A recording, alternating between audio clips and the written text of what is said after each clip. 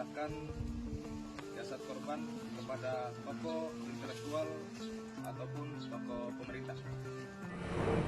Kontak tembak antara aparat keamanan dan kelompok bersenjata kembali pecah di wilayah Intan Jaya, Papua Tengah.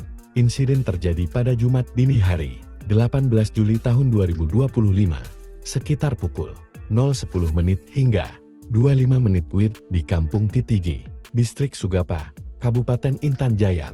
Baku tembak tersebut melibatkan tim pos titik kuat TK Sugapa Lama Satgas Yonif 500 Sikatan dengan kelompok Organisasi Papua Merdeka UPM, Kodap 8 Intan Jaya.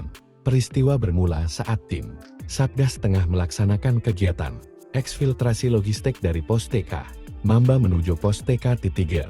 Dalam kontak senjata tersebut, satu orang anggota UPM tewas akibat luka tembak dan kini jenazahnya diamankan aparat.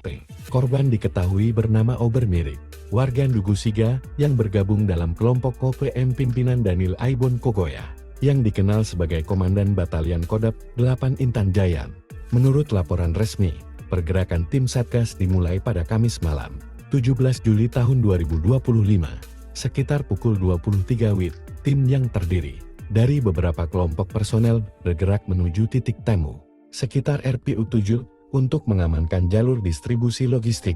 Pada pukul 23.55 menit WIB, tim pengamanan dari pos TK Sugapa Lama yang dipimpin Letu Inf EDS mendeteksi pergerakan mencurigakan di sekitar Gereja Kampung Titige. Tim lantas menyiagakan posisi dan meminta dukungan pemantauan udara menggunakan drone dari pos TK Titige. Hasil pemantauan drone menunjukkan adanya 5 orang bergerak mendekati posisi tim pengamanan. Setelah diberi peringatan sebanyak 3 kali, kelompok tersebut justru melepaskan tembakan ke arah aparat, memicu kontak tembak terbuka. Tak lama setelah kejadian, pukul 0.15 menit WIB, aparat melakukan pembersihan dan menemukan satu jenazah anggota OPEN.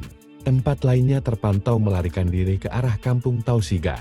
Evakuasi jenazah dilakukan oleh tim KRF dan selesai sekitar pukul 1.30 menit WIB. Pihak keamanan menyatakan kekhawatiran kelompok OPM di wilayah Intan Jaya berpotensi melakukan aksi balas dendam. Mereka diduga akan menyasar aparat TNI Polri atau masyarakat sipil, terutama non-OAP orang asli Papua.